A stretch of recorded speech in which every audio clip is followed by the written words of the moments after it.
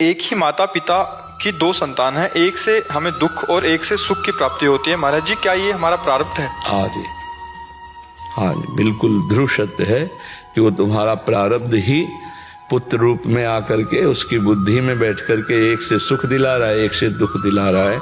ना वो दोषी है, ना वो गुणवान है।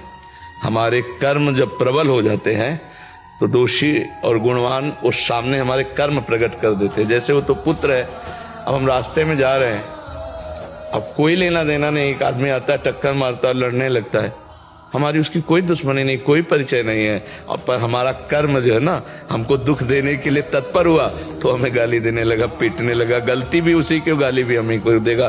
तो ऐसे ही हमारे जो पूर्व के बहुत ही दुख सुख देने वाले कर्म, बहुत ही, मान लो वो तो घटना घटी चला गया, लेकिन पुत्र वो तो जीवन भर देगा ना, सुख या दुख। पुत्री क्या माता पिता पे खर्च कर? हाँ, क्यों नहीं खर्च करते? वो जैसे पुत्र वैसे पुत्री।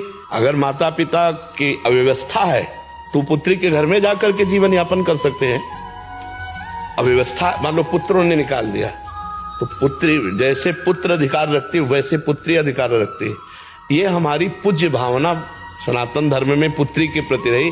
लेकिन जब ऐसी विपत्ति की स्थिति है कि माता पिता के पास, तो पुत्री पालन करे, पुत्री के यहाँ खाए पिए पूरा जीवन व्यतीत कर दे, उसमें कोई अपराध नहीं। ये हमारे सनातन धर्म की पूज्य भावना।